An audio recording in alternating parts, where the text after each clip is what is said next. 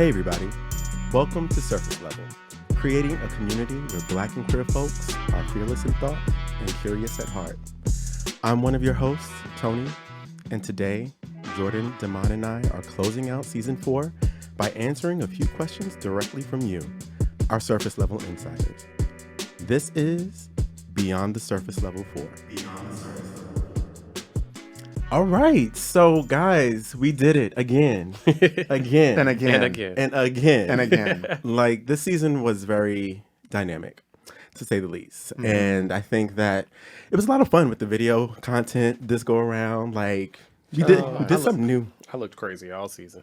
You look crazy all season? Upset every day. You look upset. Your crazy was an understatement. I'm perpetually upset. Listen, I was hoping, I hope we could still put together a reel of like all the expressions, facial expressions Damon makes throughout the season. Because we did get a lot of feedback on people being like, that Damon, seeing his expressions the most actually out of the three of us was like very telling on the type of person he is, and people loved it. Yeah, people fell in love with Damon with the facial reactions. I think that people understood you more clearly. Yes, they did.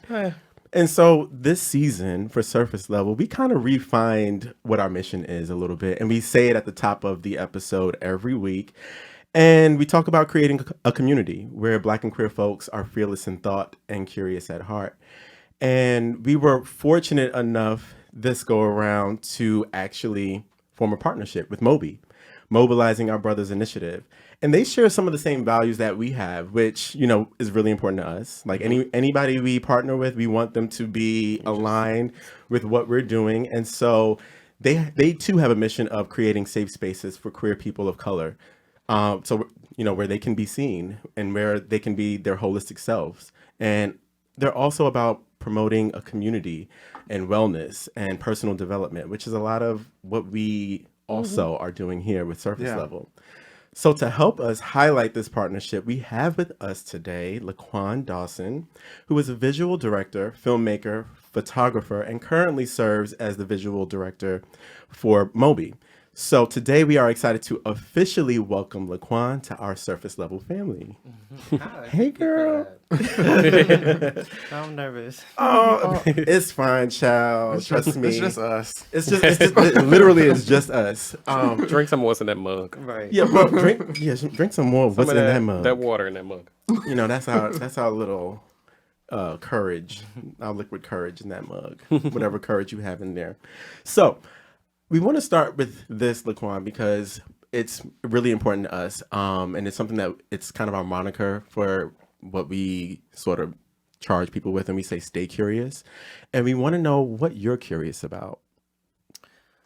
I'm curious about other ideas of futures that I just haven't thought about yet. I think that I've gotten stuck in some moments thinking like, there are only these options for the future, or at least mine. And so I'm kind of curious, like, what's behind that wall? And so that's what I'm trying to break down now. Interesting. Okay. Love that. So let's talk a little bit about MOBI and specifically your experience with MOBI. How has MOBI impacted your Black queer life? Tell us a little bit about that. Yeah. I would say that MOBI has saved my life in many ways, saved my ass in many ways, and I'm just eternally grateful. I met them when I was going through like a really big transition in life, from a career transition, and just like I had just kind of got to New York, and they just like, you know, helped a lot. They like gave me like a chance and a platform and like really believed in me and just like offered me all these opportunities to direct and like to be a boss and to make like decisions that would affect a lot of people. And yeah, and they've just introduced me to so many people and so much community and directly and indirectly, like through my work and just like in person at events. Right. I've just like been just they put just so many people in front of me and into my life, and they're all so lovely and beautiful, and they're all like some of my closest friends. And I just feel like I could never like repay the team for that. But I'm trying. Well, I think that's beautiful because we all have to find our community, our tribe, our safe space. And for you, it started as, I guess, someone that you weren't necessarily a part of MOBI yet, but you have become a part of MOBI, and you've helped put on so many different events for MOBI. And we want to know from you, like, is there any one particular event that you feel you're the most proud of throughout your involvement with MOBI? Yeah, sure. What I'm thinking of isn't actually an event, but something that was inspired by and kind of came after an event that we put on so often is MOBI Talks, which is kind of like a TED Talk style discussion, like on a stage with a Black queer audience. And so before the pandemic happened, we had decided actually to take that live action experience and bring it digitally so it can reach more people and so that it could live longer in a lot of ways.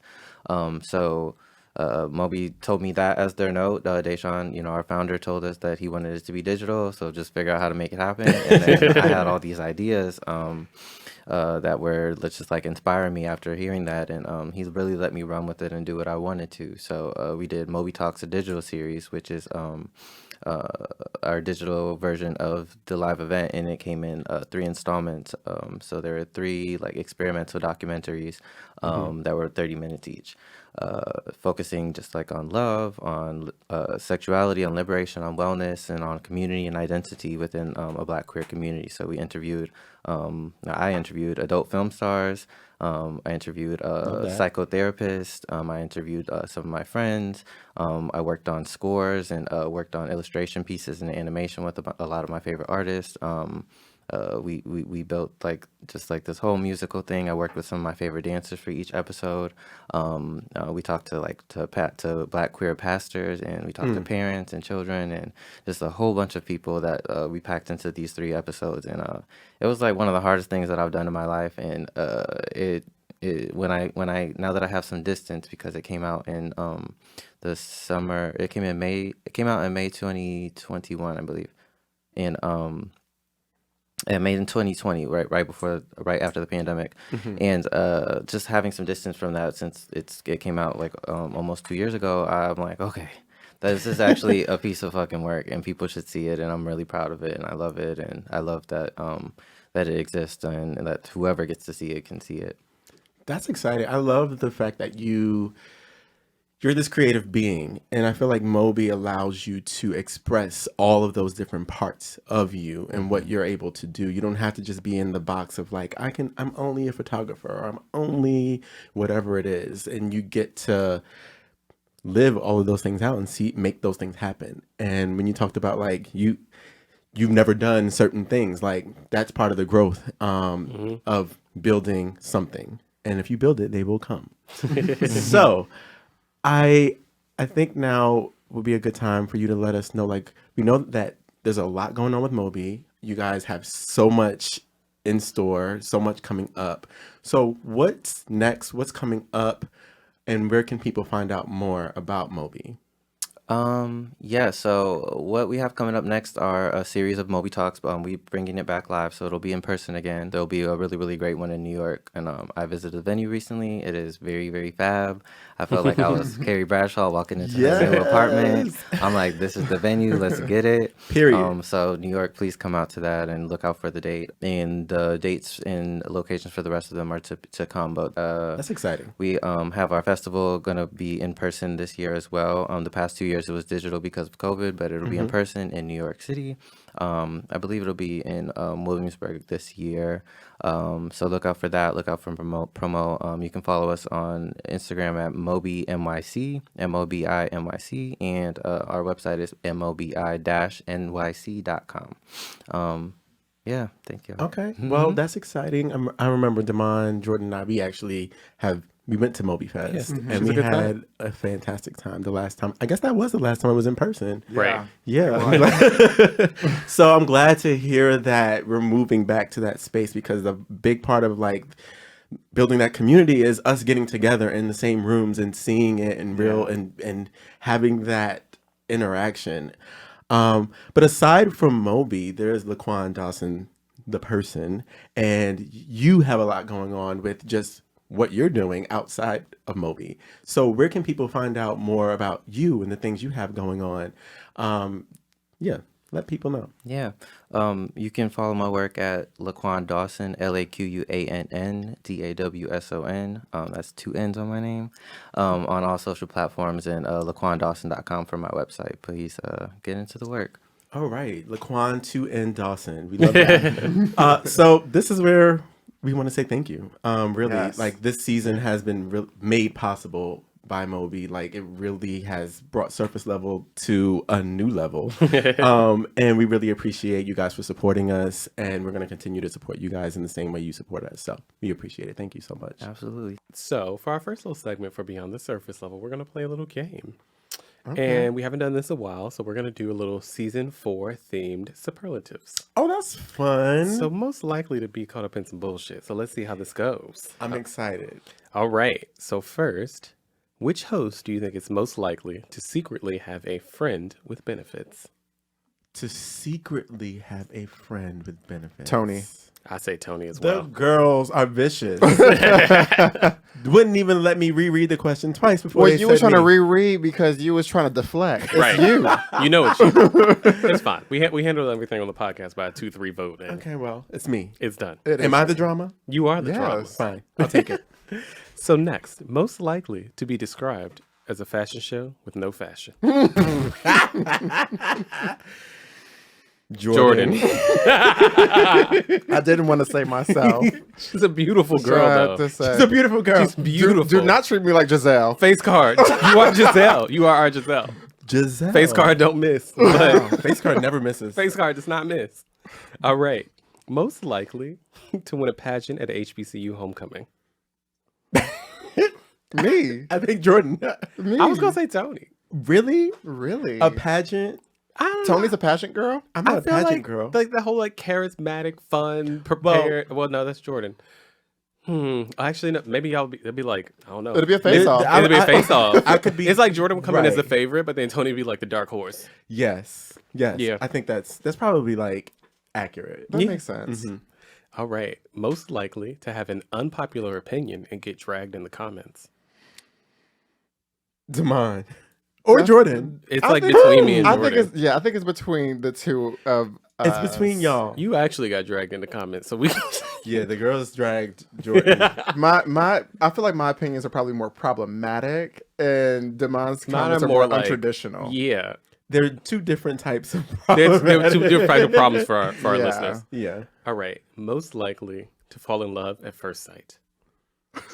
Jordan. Jordan. Falls in love Yeah. every week. It's I love love. You're hopeless. Just hopeless. Not a hopeless Not- romantic, just hopeless. That was mean. No, I take that I'm back. I don't take it sad. back. I don't have to say you're hopeless because you know you're hopeless. No, And that's that's shade. shade. I'm sad. Most likely to go back to an ex. Crickets. Damon. Crickets. Damon, you Me? I've never gone back to an ex. most likely to. You have have. the propensity to go back. You to would an consider ex. it more than me. Well, a thought and an action are two different things. Well, you Tony, you you gotta break likely that. have the thought and the action. All right, a couple more. Most likely to engage in upper echelon self-care. Damon. I would say you. Me? I was gonna say Jordan too. What? I think I don't like, really do self-care. what I'm just heads down, sleeves No, up, I don't. What? just every day Girl. in the hustle and Your the grind. form of self care is like I'm gonna take I'm going to go on a trip, but a like solo trip to Bali. That's not my voice. That's I'm not. actually gonna go back to I rented Madrid, this like beautiful hut in the desert. And it's and like I'm the only just hut gonna there. eat at beautiful restaurants in like beautiful the architecture. entire time, And, That's not my and voice. make my TikToks, yeah. and then that's it. That's your self care. It makes if And it. it's very upper echelon. Listen, I just feel like it's just given. It's just me. I am the upper echelon. that is self care though. That's a form of self care. I guess you're She has right. crystal puka shells on. What kind of shells? I don't know what a puka shell is. But you know I don't know what it is. That's upper echelon. That's upper echelon. I have on diamond. Honey, I have on diamonds. Do not compare you got on puka yourself shells. to me. Baby, you got on puka shells. Never compare yourself to me. Finally, most likely to go beyond the surface level on the podcast. Me. I would ain't say me. Tony. Yeah, probably Tony. Yeah. Yeah. I think Tony generally, and I think, like, I have a hard rule of, like, I'm either going to go all the way there or I'm not going to talk about things at all. So, which is why I would say you, because you talk about anything. Yeah. I think that's been, because for a long time I was very private. Like, anyone who's been a friend of mine for a long number of years, they will say, like, I was always that private girl. I was always here, close to the vest. And I think over time I've found how liberating it is to just like tell your truth and be in control of your narrative. And like once you can do that, you feel like you can literally do anything because no one can tell you about yourself and you're not worried about what anyone finds out. Hello? There's no secrets left. I want to live a life where there's no... What King Lee say? He said, Where there's no lie left. Yeah, where there's no lie left. Oh, that was good. That That's was one of my good. favorite Love things that. that's been said all season. So actually. good. Ooh. Put that on a shirt, bitch. And that's all the time we have. Close it up.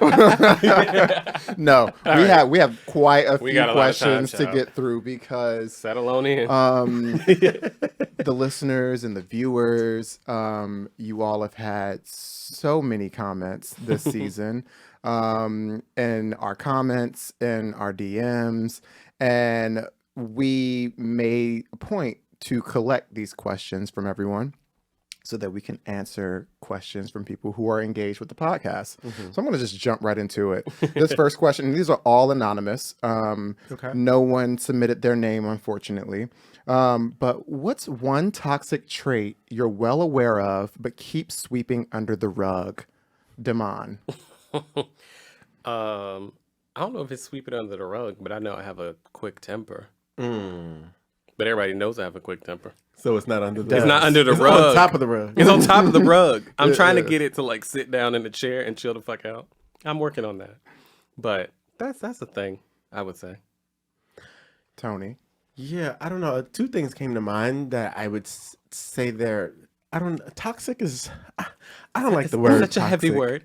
I want to flip the question on its head. I do want to put the question on his head.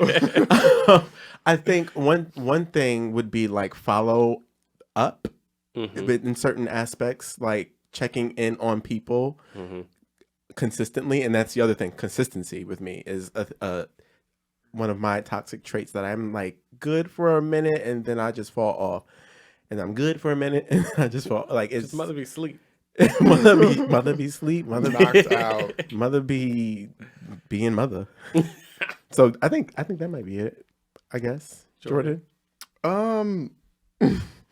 Probably that, like, I don't really like being in spaces that I don't want to be in, and I feel like there's not a real substantial reason why I don't want to be in them. It's like a preference thing, and then it shows all over my face. I'm talking about just like raggedy environments and things like that. And some people view it as toxic, and people view it as like, you know, the bourgeoisie.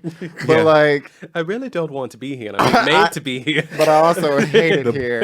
Said the bourgeoisie. So I don't know. Bourgeoisie. I don't know if it's I don't know if it's toxic. And then But She's bitch just Bougetta. tried to say she wasn't the upper echelon self-care Bougetta. girl. Yeah, she's all of those things. well, I don't know. I mean, listen, we're all a work in progress, right? We all believe in work in progresses. Me do at this table. Yes. At this wooden table. All right. The next question: Have you all considered bringing ex-partners on the show? I think it could be powerful to show healthy post-relationship dynamics within the community. Tony, let's start with you this time. I haven't thought about it, but that's an interesting question because I don't have an issue with my ex, my most recent ex, I'll say, or even the one before that. I've only had 2 boyfriends ever, and so I think that I'm open to it because I'm curious of what that conversation would look like. That would be like riveting for me. And to just having our journal, which is surface level, So yeah, why not? Okay. Why not? Yeah, I would. I'm actual friends with multiple exes of mine because we've developed friendships. One of which I know listens to our show and we talk about it all the time. Yeah, I don't have a problem with it.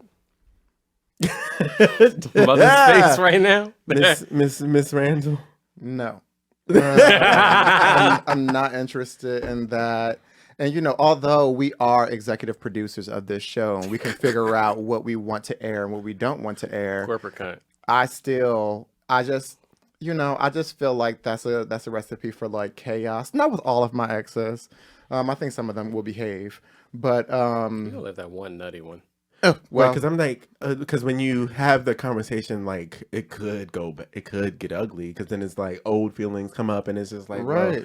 But listen, And it's given, girl. We could talk about this in the Uber home. You didn't have to bring this up on the microphone. I feel like I've done a lot of the work and repair in those relationships. Like even I've talked about on the podcast the relationship I had that got really dark, abusive at points, and I think we did a lot of self work and coming back together and putting to bed all that negativity. Yeah. so it was the undoing. Yeah, and I like that because when you carry that shit with you, like you can't be mad at people for years and ever. And who wants that? Right.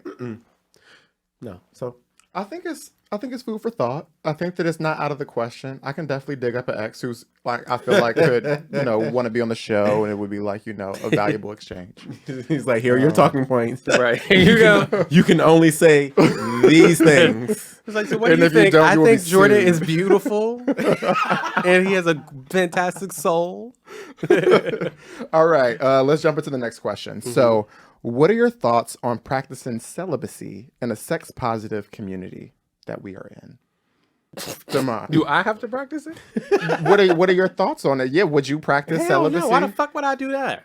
I don't know. I mean, That's maybe crazy. some people really, find it like Well, there's- therapeutic I and think that cathartic some to. people can do whatever floats their boat. Yeah. And if you want to be celibate, have at it. There's no judgment for me. But myself, that's crazy. I can't. Why would I do that? I can't think of what the term is called, but there was something I came across where someone talked about there's a practice of, it's not, I guess it is celibacy, but it's like intentionally not ejaculating because it gives you some sort of like Sperm retention? sperm retention. That's it. Yeah. That's it. That's it. Are you Not for me. For a friend. Yeah, I think it would be like, oh, fun. Like, let's do a challenge, Yeah, that's like if you a few days. if you want to do it, but like, Well, that's normal. Everyone does that. yeah, but I think people who practice celibacy are doing it because they're dark sided. Not that trying to reform toe. Trying to wash the sins away. No, I mean, I think the celibacy is like cool. I don't know anybody who does it, but I dabble in abstinence, from time to time, but like I don't think I would ever consider making one of myself them a faces. So hold on. So full-fledged let's clarify what's the difference celibate. between abstinence and celibacy. I don't know. We 'Cause- got Webster. Because celibate is no. I'm just saying. What do we think it is? Ain't Are it they? the Is same there, thing? Is there like a time period Is there that a makes it difference different? between the two? Is celibate a lifestyle and like abstinence is just like what you're doing right now in the moment? Maybe. I Because made that- abstinence I is made like that up. you're abstaining, right? You're Yeah. from Yeah, I'm not having sex tonight. right, but I don't think you're abstinent if you're not having sex tonight. No, I'm not having sex tonight. But tomorrow, it's going down. right? So you're not abstinent. Again and You again. you cannot use that so loosely. I can't be abstinent tonight and then Girl. with the shits tomorrow. No, baby. Okay, No, you just doing the sperm retention. whatever. I'm retaining my sperm. All right, It's reclaiming my sperm. Let- let's jump into the next question. Hopefully it's about Ooh, church. No, this is the one that's. What? When is Jordan going to stop making excuses for white people and advocating for the comfort of white people? I submitted that one. I'm kidding. I don't even understand. Like, what? Take your time, baby. I don't even know where to begin with this because I don't think that I do that. I do think that I am naturally a conflict averse person. Okay. Like I avoid conflict in a lot of situations. Like I feel like if things are escalating, y'all know me. I'll walk out, I'll walk away, I won't engage. I don't like conflict. So maybe this person is reacting to like how like my comments on like how I would react to racism Yeah. and being like, I'll just like it's a little bit too much for me. I'm not really trying to go full activist all the time. I guess that could be interpreted as like making excuses for white people and advocating Right. for the So comfort. it sounds like they're saying, But I feel like I'm prioritizing my comfort right, but it sounds like in my head. your comfort is centering white people because you're conflict averse, so you don't want to speak truth to power. You rather just be like, I'm not dealing with this. I got enough stress, so let these girls be racist over here, and I'm gonna just go on. But it's not just limited to white people. You're right. I think two things. One, I think this came up when we did the housewife thing, and your criticism was of Ebony and not of the racist Upper East Side white women on the show. So I remember when this question came in, I think it was around that time. And what I will actually say in defense of you, which people probably won't expect in this question, is that I don't think what you were about to say, like you like comfort and not like ruffling feathers, and I don't think that's specific to white people. You're like, and I think that's your style of person. I am all into lean in. Everybody should be uncomfortable. Me myself. I think that the best things come from discomfort. You and I are completely different people, and I think that yes, people can pick apart moments of what we talk about and like maybe deduce that it's like, oh, Jordan just loves white people, but I don't think that's a fair assessment. Is what I would say. Someone's heard a soundbite, child, and they took it and ran with it. Now, would I love for you to make white people a little more uncomfortable? Sure, but I don't think that's a fair question.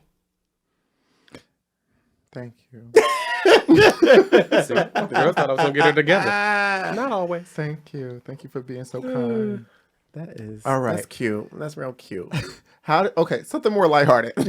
How do you learn to become less clingy in relationships? And is that ever been a problem that any of you have? Why you have to read that first question like that? Well, the grammar is off. You didn't have to do that to them. Very much I was confused. The punctuation, it's just wrong.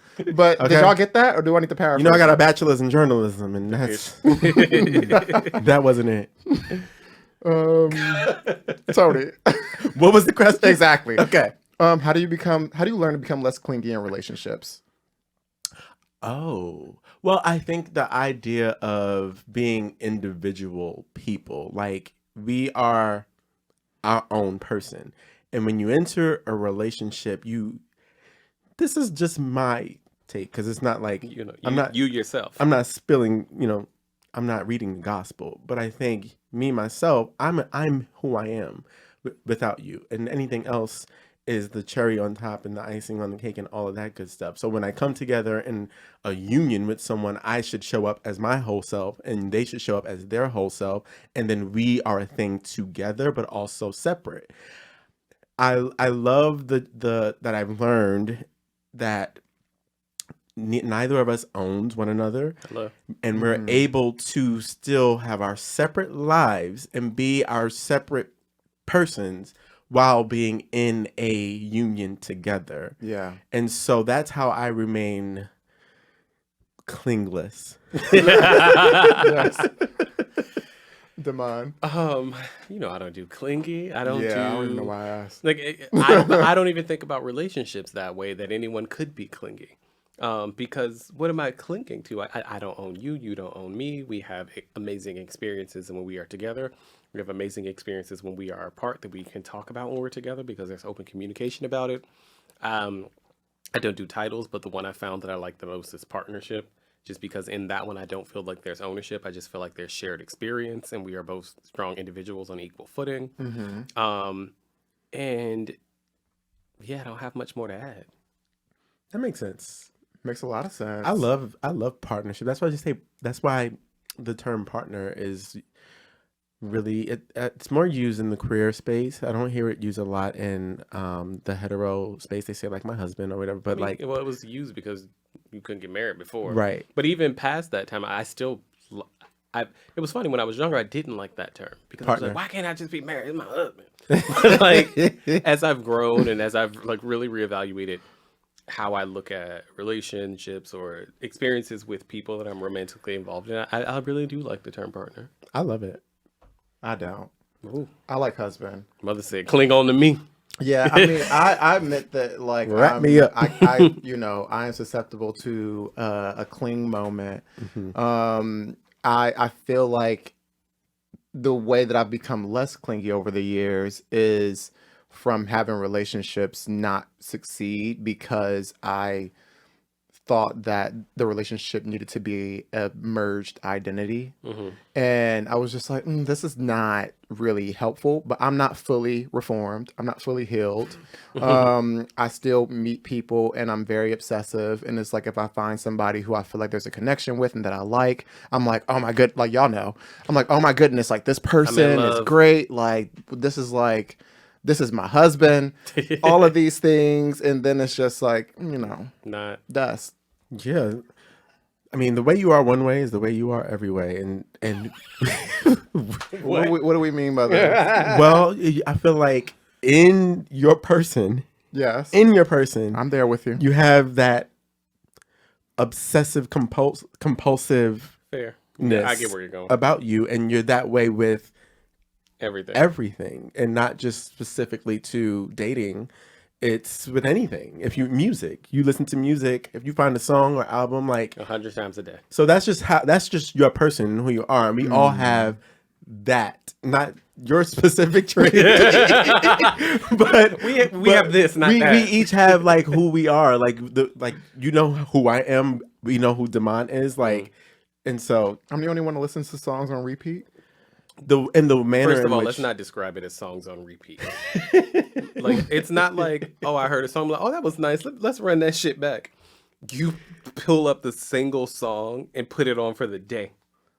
Well, I want to learn the lyrics and I want to become one with the song. Yeah. Yeah. Yeah. Yeah. All right, next. Why are y'all forcing non-monogamy on people? Some people prefer one sexual partner and shouldn't be treated as less than because of it. Damon, I'm going to call on you because you have your hand raised. That was directly to you. Shut the fuck up. Sorry to this. First of all, nobody's forcing anything on anyone. I think the whole point of our show is to have perspective. The main perspectives are our three. True. Because this is our show. Period. Also, the other perspectives are those of our guest. Yep. And they are all unique. The questions and perspectives we're sharing now are those of people who listen to our show. And we're happy to discuss them and we're happy to hear them. Amen. And I think that nothing we say is us trying to project anything on you because we don't think we're experts of anything. Okay. We're just sharing who we are, our lived experience. Hopefully you can gain something from it. Maybe it's something that you want to do. Maybe it's something that you have no interest in doing. Period. There's no level of judgment on it. It's just us being most honest with who we are. Don't try me, try your mama. Try Jesus. When I first saw this question, my first thought was, how old is this person that submitted this question? Because if you can be forced to do something because you heard it on a fucking podcast, you must be 12. And like, just because someone is saying that this works for their life does not mean that you need to go and do that. Like, Joe Rogan's in a whole podcast talking about racism works for his life. That doesn't mean he's forcing it on me. Hello? Right. Choose your own fate. If you want to be monogamous and you want to have one partner for the rest of your life, do it. Be There's bored. other people who not be bored. And you can find someone else who's aligned in that mission and that desire. But okay, so what? If you meet somebody who said, I listen to surface level and I'm open to that, you gonna be mad and be like, well, let me write this question. Actually, and another thing. Sorry, let me write this question. No shade to you. Thank you for submitting. No. Question. But and another thing.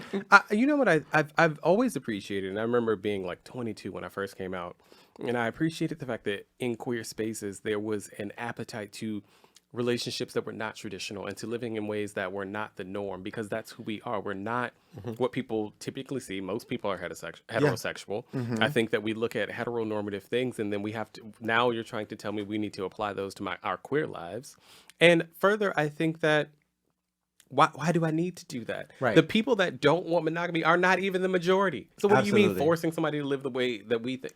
Well, This listen, person probably don't want it. in the DNA of this show Hello. The fabric. is what's woven into the fabric of this show is taking a look at society's expectations and rejecting the ones we don't see it And for. the expectation is that you get married, be monogamous, and have a 50-50 chance of divorce. Period. But you know, Period. So how's that working out for you? that's just us. That's just us. Now you sending me DMs. Listen, Now I got to screenshot them and send them to your husband. the tomfoolery of it all. Good luck, girl. Fuck me up. All right. The next question is, thank you for making the episodes into videos. It has helped me connect with you and your guests on a deeper level. I also love Damon's rings and nails. Where are the rings from? Asking for a friend. Girl, you're asking for yourself. And what color is this that we're wearing today? Let's start with the we- cerulean moment. Can we zoom in? Can we do a ring cam? Let's start with the We do a cerulean ring cam. cerulean moment. Oh my god, we are zooming in. Yeah. No, but it honestly, it was supposed to be more blue, but it came out a little more gray than I expected. I got my nails done today. But my rings are actually a lot from my travels. So like some are from when I was in Morocco. I got some in Canada. Some are from like random trips, like walks around the city. I have two of my father's rings. So this one is one I got when he passed away, and then this one is, I think, my parents' like 20th anniversary wedding band. And I've always loved this platinum band. And my mom has one. They have matching ones, so I wear this one as a little tribute to my dad. And then this one it's actually from the same brand that made Tony's shirt. It's called Nappy Head Club, and it's called Let Freedom Ring. And on the side of it says freedom. Yes, I love that. It's on my Support ring. It's black-owned on my ring businesses. finger. Support black-owned businesses, and I do feel when Damon, without his ring, he's like, "Oh my god, I didn't put my rings on." Like she's mother of dragons with those rings that she's giving. Dracarys. I also really like to like they all have meaning and like come from either travels or people that I've met that I think are interesting. So like I try and they're like an extension of experiences I've had. Very cool. Beautiful. Love that. Love a story. All right. So what are your thoughts about long distance and age differences in romantic relationships?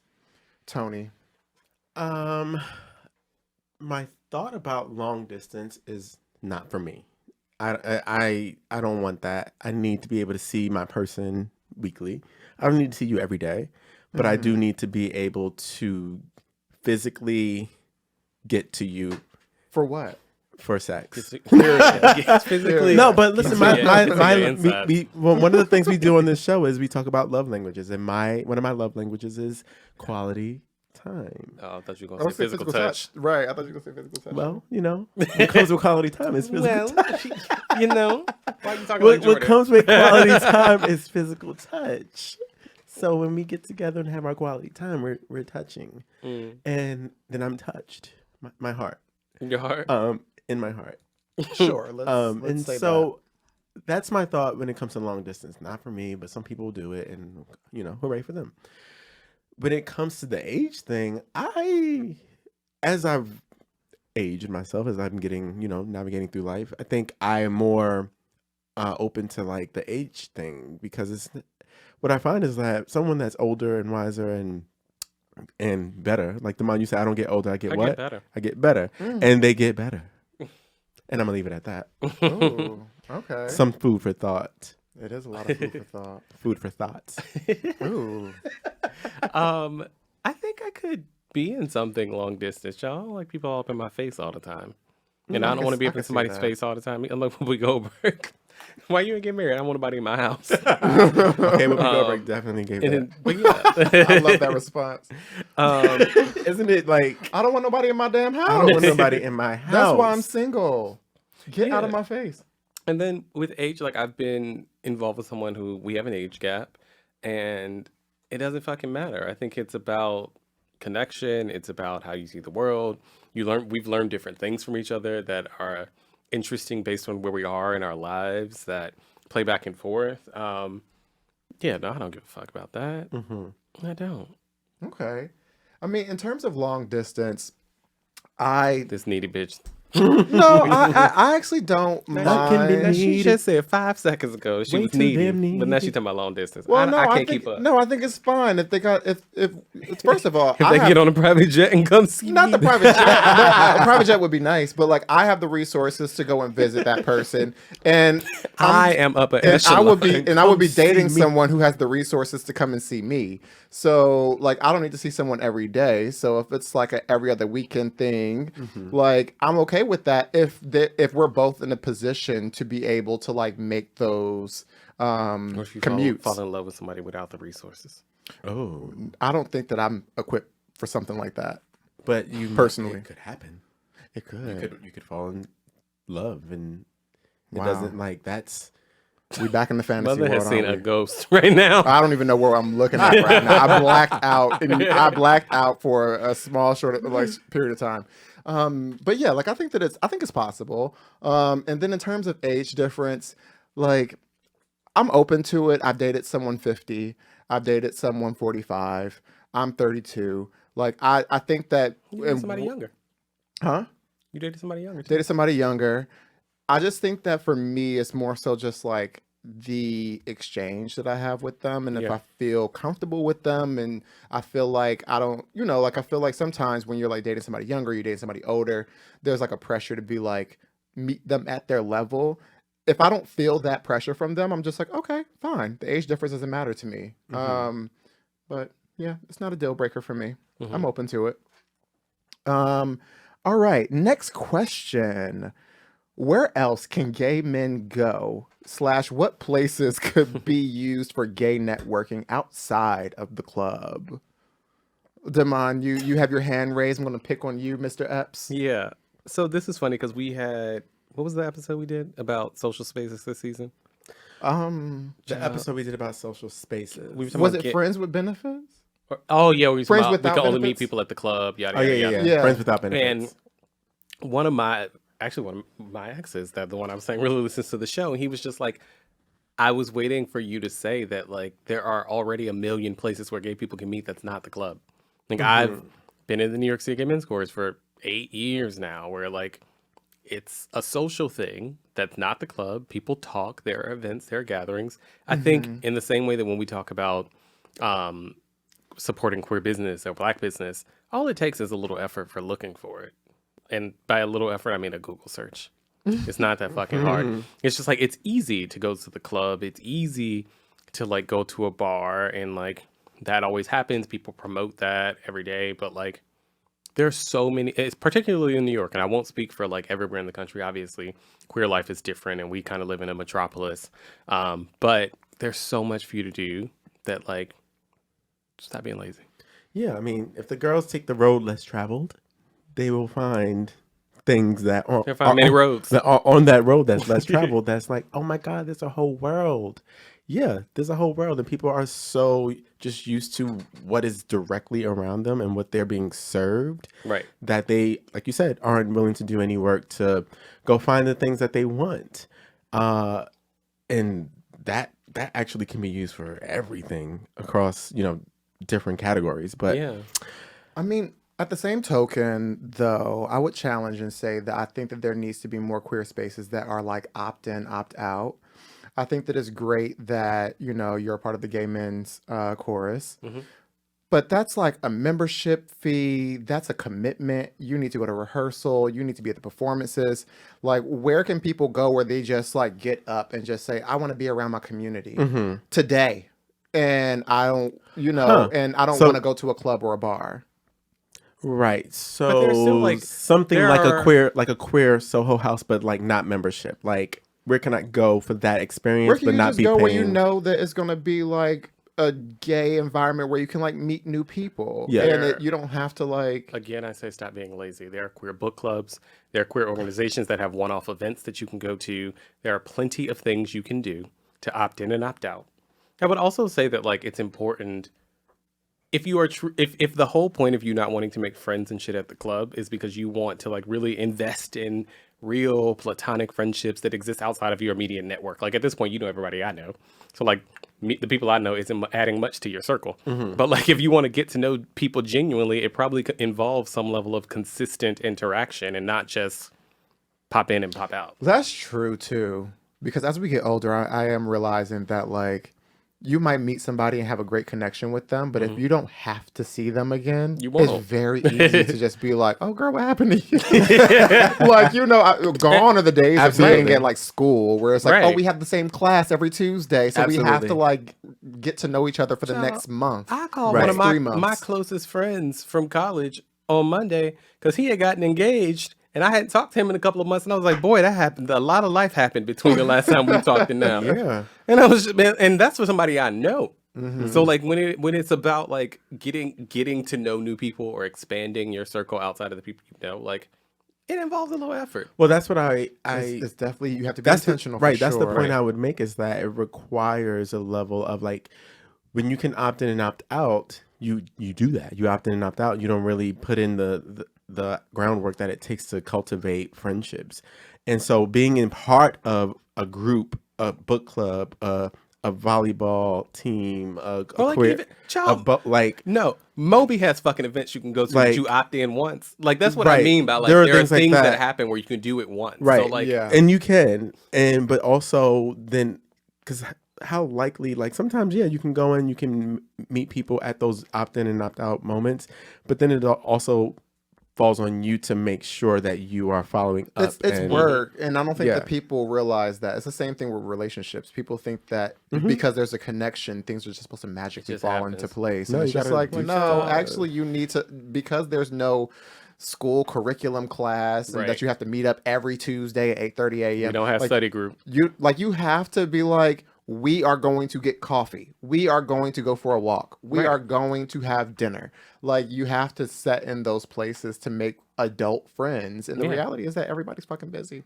So good luck. everybody is. The girls are fake busy. Oh, No, but the girls be busy. They don't be busy doing nothing, but like, that's also busy. Like when I'm at home and I'm sitting on my couch and I'm watching Netflix, I'm busy. You may think that I'm not doing anything, but I'm actually unavailable and I'm actually very busy.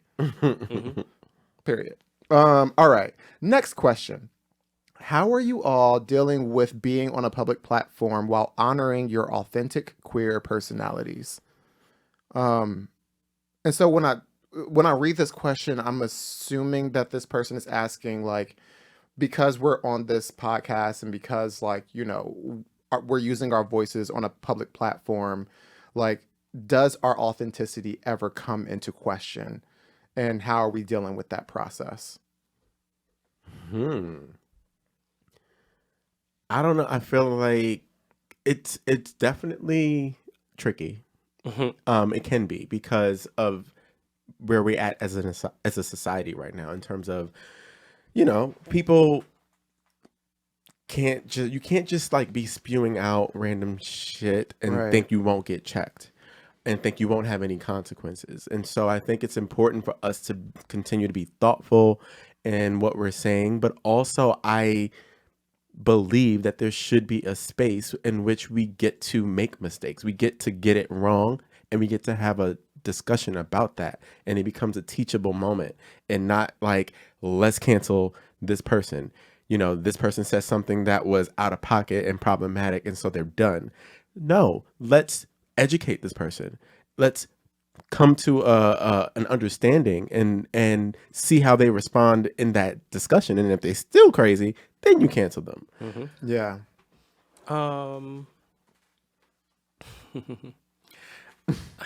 I think that this idea of being so thoughtful about how you move through the world is something specific to minority groups.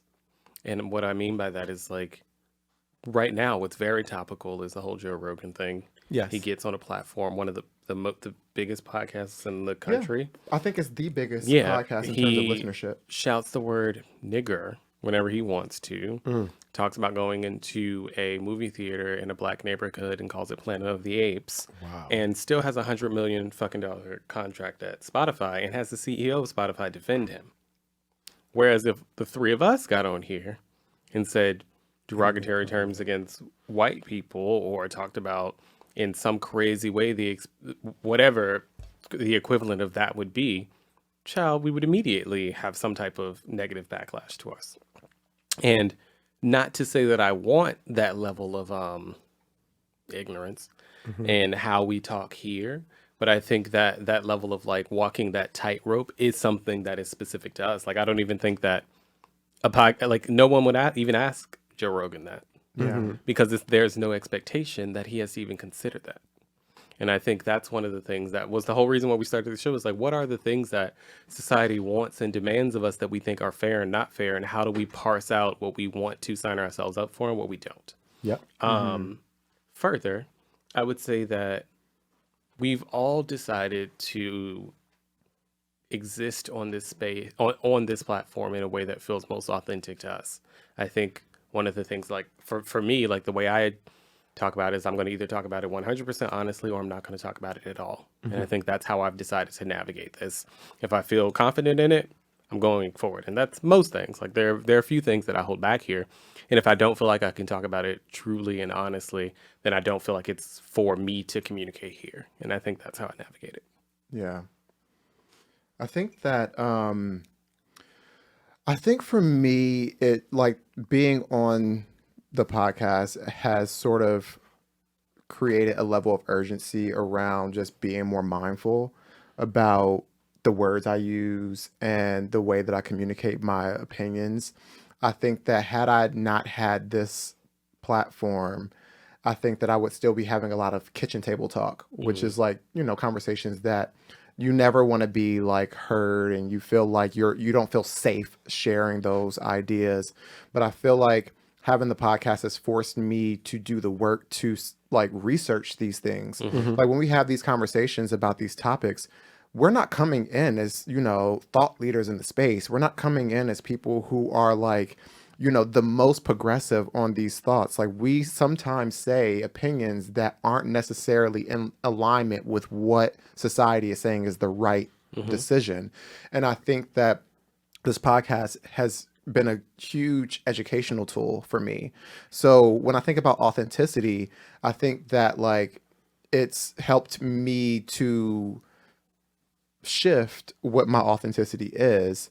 But I will say that, yeah, like having a public platform has made me feel a responsibility to do more work, to learn how to communicate what I really feel, and really investigate things that I say that could be problematic, and interrogate that and understand how I want to move forward. So I don't think that it's being inauthentic. I just think that, you know, There's a level.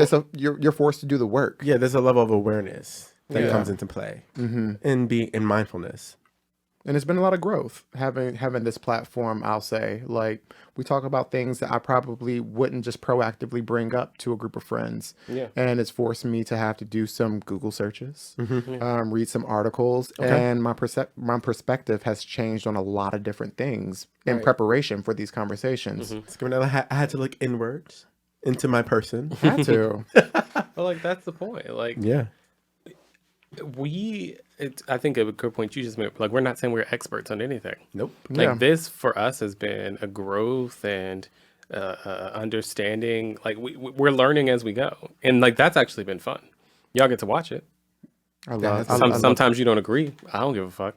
But I think that's the point. I learned to not give a fuck as much over time. Before Do I I was look like, like "Oh, girl, we releasing this episode." Right, but you know what a thing that when we were having our meetings earlier on, like maybe season 1 or 2, like we kept saying to you, Jordan, it was just like actually more people probably agree with what you were saying as the more quote conservative point of view than like my crazy ass jumping out the window. And I think when we were having those conversations, you were like, okay, cool. And then when we started to do it, it was just like, yeah, I get what Jordan is saying. I hear what Damon's saying. He sounds crazy, but like that was kind of the banter that we would get throughout the first couple of seasons, and I think that's fine. Like, Yeah. there's always somebody out there, and then you have to decide, like, do the people that agree with you, do you want to be in that camp? Or it's just like, am I in the wrong company? Come get me out of this camp. Send a helicopter for me. A helicopter immediately. All right, so we have the final question. Okay. When can we expect a live show? Would love to come and support. Who has an answer for that? I would. 'Cause I don't. I think Tony We would answered it love better than to me. see it. And I think what's so interesting is when we started this podcast, we had a live show idea from season 1. We did. You know? Very ambitious girls. It was No, a shoestring budget. It was literally pie in the sky. Like, what does it look like if we had our ideal moment? And so, And then we had to record in my living room with fireworks because there was a pandemic. We were immediately humbled. right. COVID came and said, "You will not be doing anything live." Yeah, it was given, shut that shit down. Okay, period, full stop.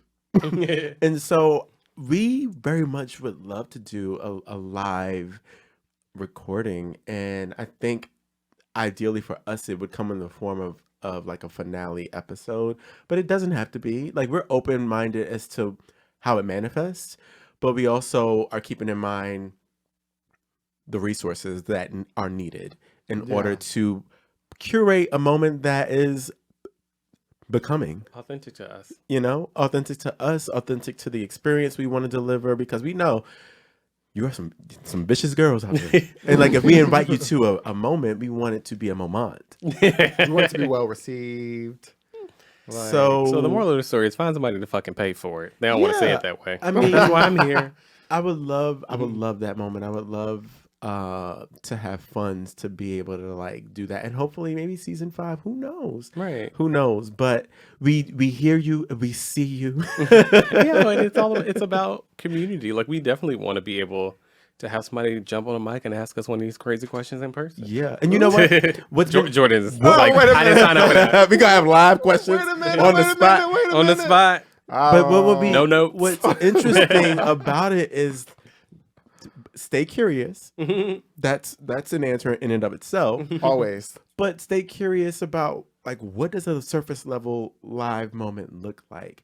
We had a sort of introduction into like how that comes together when we did a picnic to round off our season 3. Yeah. In Central Park, and that was an open invitation to anyone who listens to the podcast. We And met some amazing people. and your friend, and it that was really cool. was interesting because a lot of people that came were people we were meeting for the first time. Yeah, that that was listened to the great. podcast, and a lot of those people I've met up with after. I've Built relationships with. communicated with after. Like, we text, we continue to correspond, and that's been beautiful about what it is we're doing. And so I'm hoping I have this image in my mind of like an envision in my mind of what that live event looks like and Did you write it what down? what it feels like. Ladies and gentlemen, surface level live. I'm curious. Hey, Oh my, I lost my headphones. Oh, again. it's on my mind. I'm curious. yeah, that's the theme song. That's the theme song. So, but yeah, Sorry, not ladies and gentlemen. coming soon. Something else. Folks. Yes. Folks. We'll figure out something. All else. right. So I get to have my Carrie Bradshaw moment. And just like that, we've wrapped the 50th episode of Surface Level. Ooh. I'll get into it. We'd like to thank MOBI for their partnership in helping us grow our platform in ways we really couldn't have imagined this season. And thank you to all of our community of fearless listeners, amazing guests for sharing your stories. If you've enjoyed this episode, let's keep the conversation going. Let us know your thoughts and questions at surfacelevelpodcast.com. And for the last time in season 4, remember, stay curious. Work.